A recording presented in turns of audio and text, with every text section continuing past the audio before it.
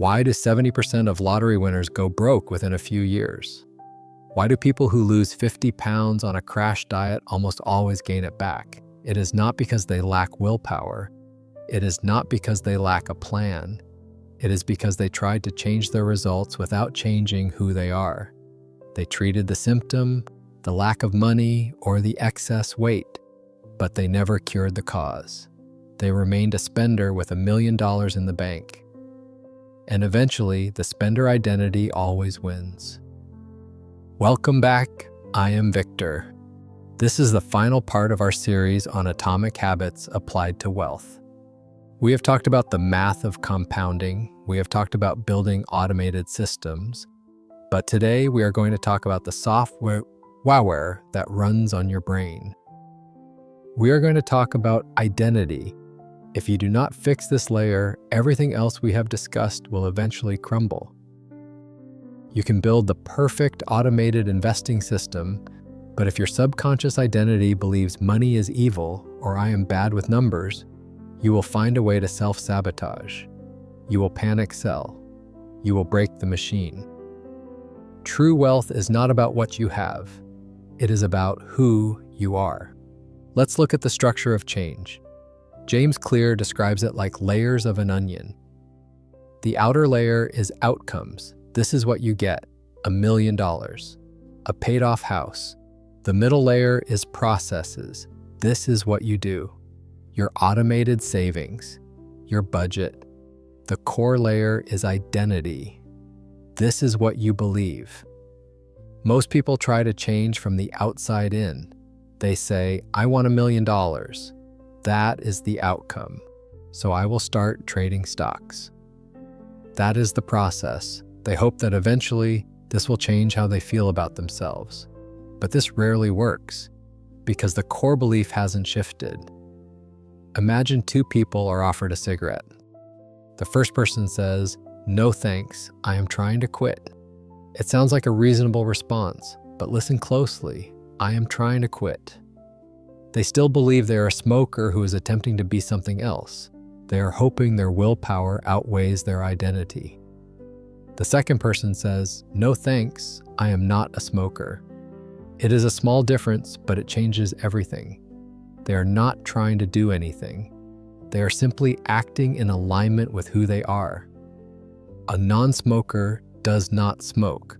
There is no internal conflict. Now apply this to your money.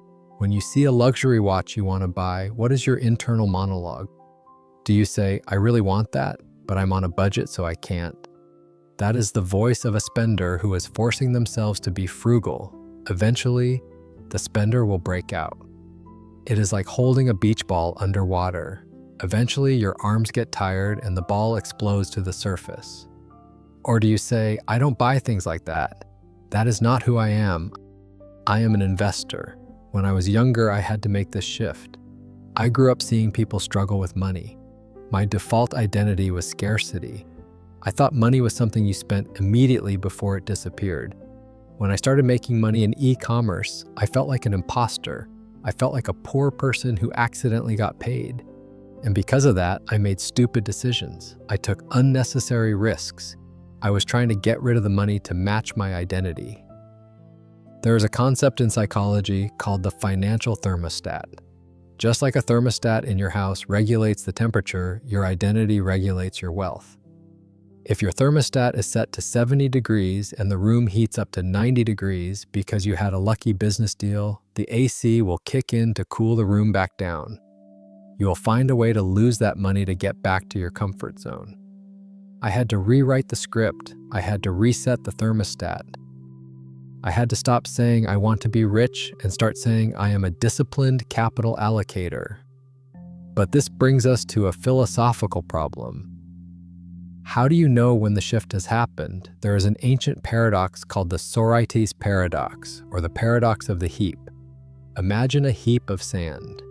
If you remove one grain of sand, is it still a heap? Yes. If you remove another grain? Yes. But if you keep removing grains one by one, eventually you are left with a single grain. Is that a heap? No, So, at what specific moment did the heap stop being a heap? There is no specific moment. The change is gradual. It is invisible. You are looking for the moment you become wealthy. But there is no moment. There is only the accumulation of grains of sand. You do not wake up one day as an investor. You simply cast enough votes that eventually the heap of evidence is undeniable. Do not be discouraged by the lack of a lightning bolt moment.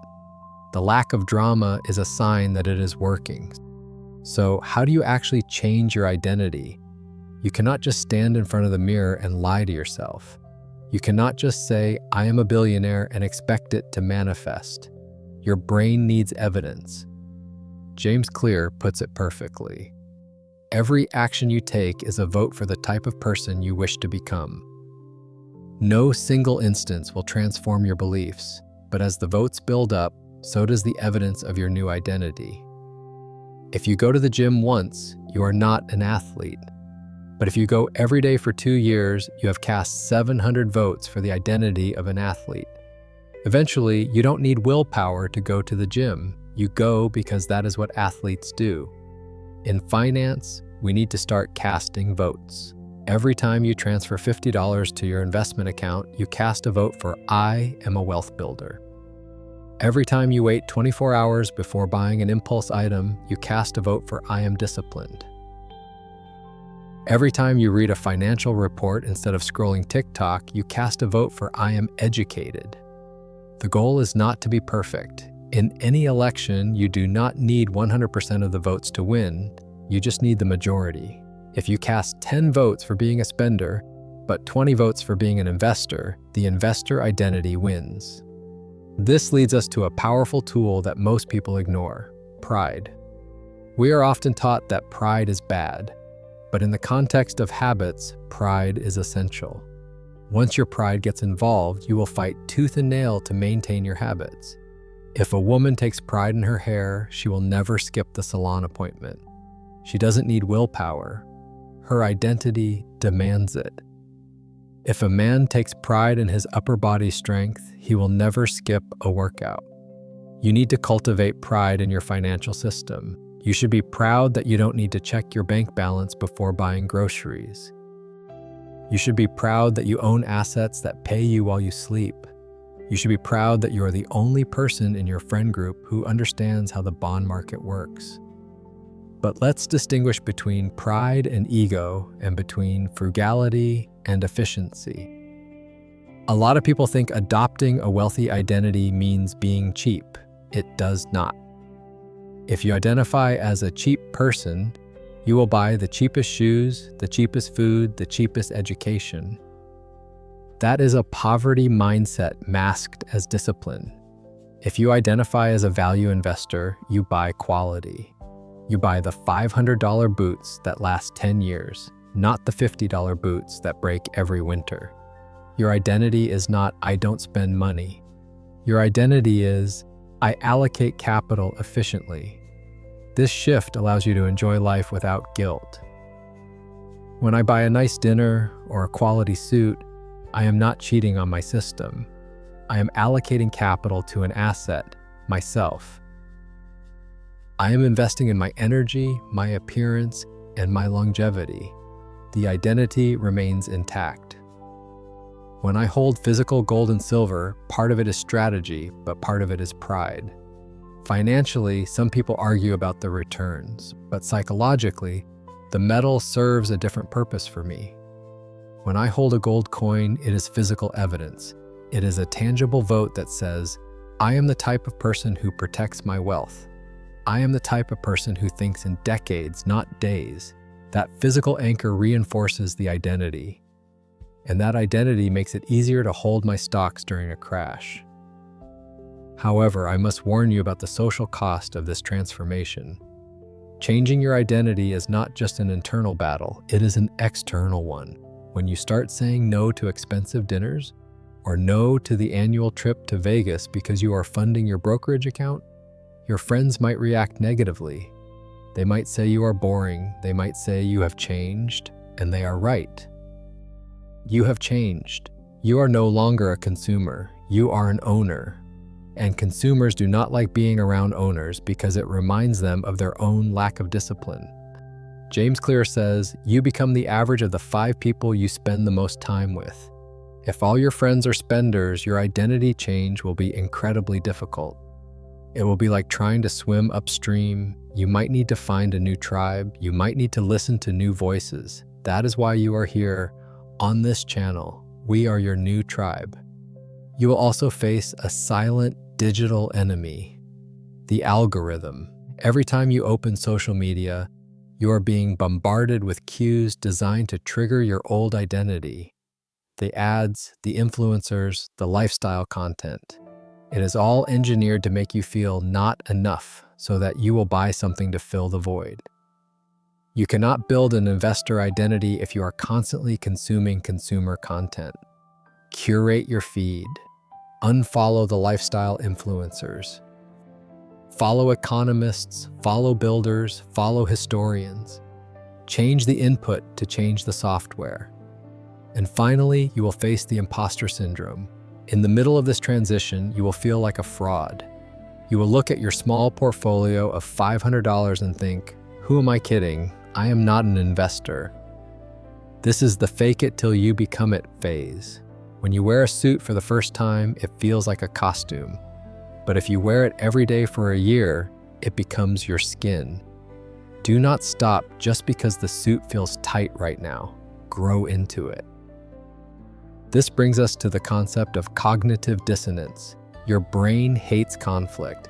It wants your internal self-image and your external actions to align. If you believe you are a healthy person, but you are eating fast food, your brain feels stress. It feels dissonance. To fix the stress, you either have to stop eating the food or, and this is dangerous, you change your identity to I am a person who doesn't care about health. We want to use this mechanism to our advantage. Once you truly believe I'm an investor, your brain will fight to protect that identity. If you miss a month of investing, you will feel uncomfortable. Not because you lost money, but because you violated your code. You violated who you are. At that level, discipline becomes easy. You are not fighting temptation. You are simply acting in character. I remember during the crypto winter of 2018, my portfolio was down nearly 80%. Everyone was telling me to sell. Everyone said it was going to zero. If my goal was just to make money, I would have sold. The goal was gone. But my identity was I'm a contrarian. I buy when there is blood in the streets. Because that was my identity. Selling felt wrong. Buying felt right, even though it was terrifying. My identity saved my portfolio when my logic was panicking. I want to leave you with a warning about the goalpost trap. Many of you attach your identity to a number. I will be successful when I have $1 million. I will be a trader when I make $10,000 a month. This is dangerous, because if you attach your identity to a result, you are miserable until you get there, and once you get there, you lose your purpose. I have seen men sell their businesses for $10 million and fall into deep depression the next day. Why? Because their identity was the founder. When the business was sold, they became nobody. Do not attach your identity to a number. Attach it to a standard. Do not be a millionaire. Be a master of capital. Do not be a crypto guy. Be a student of markets. A number can be taken away from you. The market can crash. Inflation can rise. But a standard, a character trait, that is yours forever. You can take a disciplined man, strip him of all his assets, drop him in a new city, and within 5 years, he will be building wealth again. Because the wealth is not in the bank account, the wealth is in the identity. So here's your homework for the final part of this series. I want you to fill in the blank. Stop saying, I want to. Start saying, I am the type of person who never misses a credit card payment. I am the type of person who buys assets before liabilities. I am the type of person who values freedom over status. Write it down, put it on your wall, And then tomorrow morning, cast one small vote for that person. It doesn't have to be a big vote, just $1, one page of a book, one decision. Prove it to yourself. The world will judge you by your results, but you must judge yourself by your identity. If you get the identity right, the results are just a matter of time. Thank you for joining me on this deep dive into atomic habits. We have built the math, we have built the system, and now we have built the person. Go out there and cast your votes. I'm Victor. Class dismissed.